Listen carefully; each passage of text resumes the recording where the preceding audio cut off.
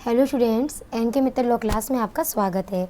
जैसा कि आप जान पा रहे हैं कि हम आज यहाँ पर कॉन्ट्रैक्ट एक्ट के रिगार्डिंग 5 इम्पॉर्टेंट केस लॉ की बात करने वाले हैं, जिसमें हमारा सबसे पहला केस आता है पॉवेल वर्सेस ली का केस है। देखिए, हम इस केस को जानें उससे पहले हम आपको एक एसेंशियल बताना चाहते हैं। जैसा कि आपको पता है कि जब भी ऑफ़र बनाया जाता है तो बेहद ज़रूरी होता है कि ऑफ़र को कम्युनिकेट होना चाहिए। ठीक वैसे ही जिस व्यक्ति के लिए ऑफ़र बनाया गया है, एक्सेप्टेंस भी उसी व्यक्ति के द्वारा ही दी जानी चाहिए। अब उसी से रिलेट करता हुआ यह केस है। इस केस को समझिए, क्या था इस केस में। पॉवेल वर्सेस ली के मामले में यहाँ पर जो पॉवेल थे वो one of the candidate for the post of headmaster of school.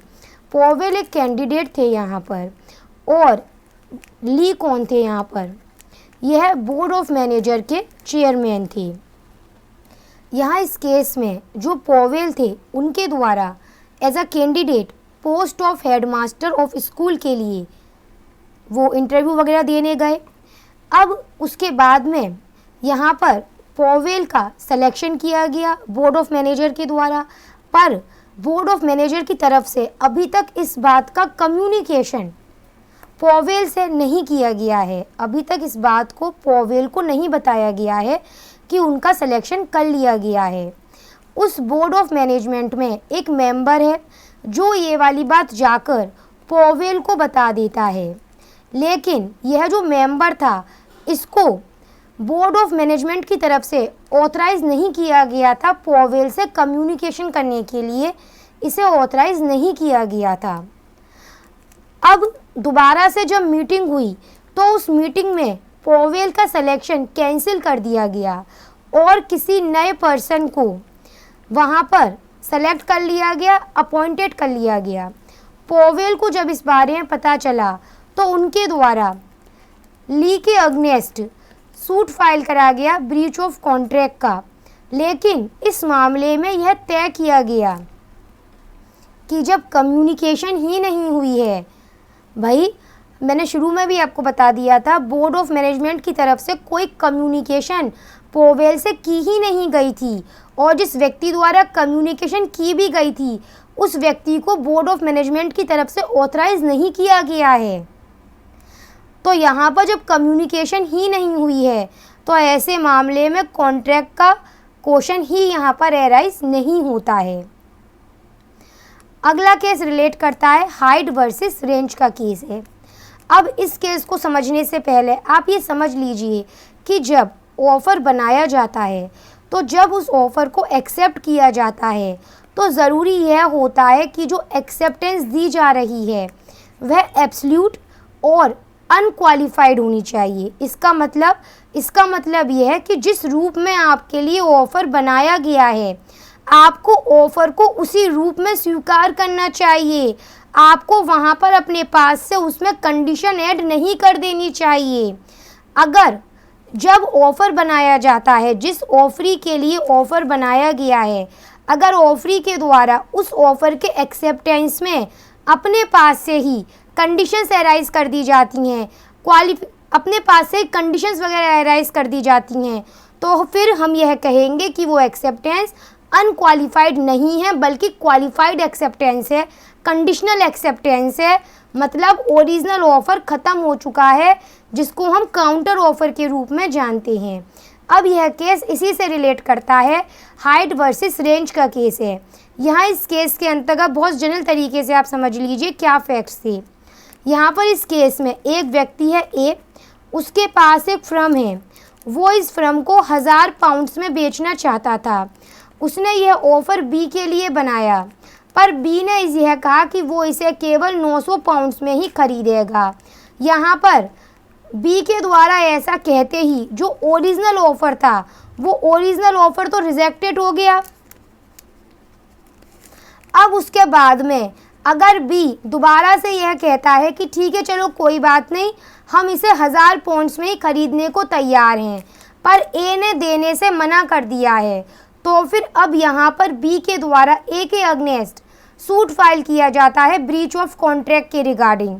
अब यहाँ पर ऐसे मामले में डिसाइड किया गया इस मामले में कि जब बी के द्वारा शुरुआत में ही यह कह दिया गया था कि वो इस फर्म को 1000 पाउंड्स में नहीं बल्कि 950 पाउंड्स में खरीदेगा, उसी समय वहाँ पर ओरिजिनल ऑफर लैप्स कर गया था, ओरिजिनल ऑफर रिजेक्टेड हो चुका था। अब यहाँ पर ऐसे में ब्रीच ऑफ कॉन्ट्रैक्ट का क्वेश्चन ही यहाँ पर एराइज नहीं होता है।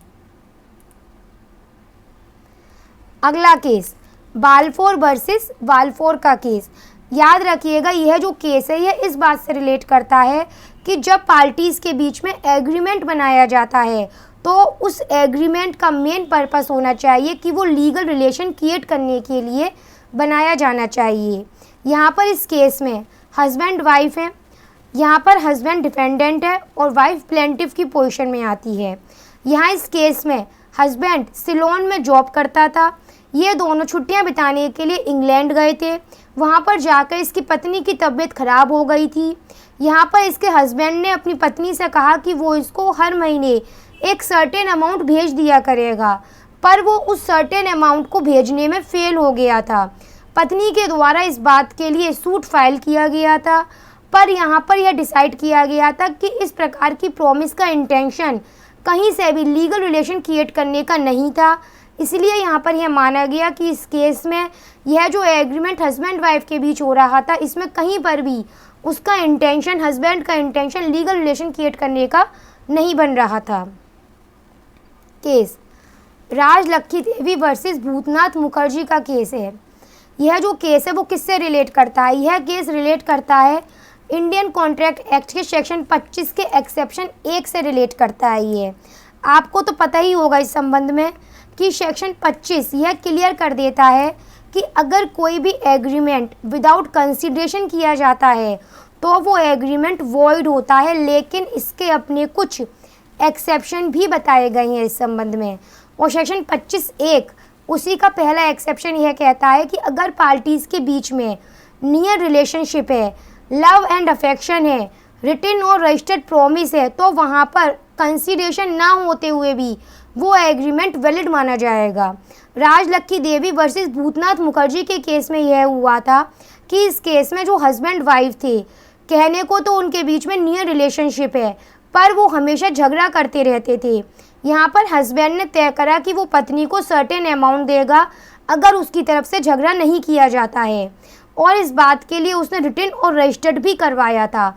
यहाँ पर सेक्शन 25 का एक्सेप्शन 1 अप्लाई नहीं करेगा। क्यों? क्योंकि कहने को तो हस्बैंड वाइफ के बीच में नियर रिलेशन है, रजिस्टर्ड और रिटन प्रॉमिस भी है, पर वहाँ पर नेचुरल लव और अफेक्शन नहीं पाया जाएगा। अगला केस ख्वाजा मोहम्मद खान वर्सेस हुसैनी बेगम का केस है। यह केस रिलेट करता है प्रीवर्टी ऑफ कॉन्ट्रैक्ट के exception trust and beneficiary under a contract से। जैसा कि आपको पता ही है, प्रीवर्टी ऑफ कॉन्ट्रैक्ट का सिद्धांत यह कहलाता है कि कॉन्ट्रैक्ट में जो स्ट्रेंजर होते हैं उनके पास में कॉन्ट्रैक्ट को इन्फोर्सेबल कराने का राइट नहीं होता है, पर इसके भी कुछ एक्सेप्शन पाए जाते हैं। जो उसी के रिलेटेड यह केस है। इस केस में यह हुआ था, ध्यान से समझना क्या था। इस केस में फादर हैं, उनकी एक डॉटर है, फादर इन लॉ उनकी डॉटर इन लॉ ही है। ठीक है, अब समझो क्या था। इस केस में यह हुआ था यहाँ पर कि फादर और उनकी बेटी के डॉटर इन लॉ के भी उनकी बेटी के फादर इन लॉ के बीच में एक एग्रीमेंट हुआ था, और एग्रीमेंट इस बात को लेकर हुआ था यहाँ पर कि जो यह फादर इन लॉ हैं यह अपनी डॉटर इन लॉ को उसके पर्सनल खर्चों के लिए, उसके पर्सनल अलाउंस के लिए एक सर्टेन अमाउंट पे किया करेंगे।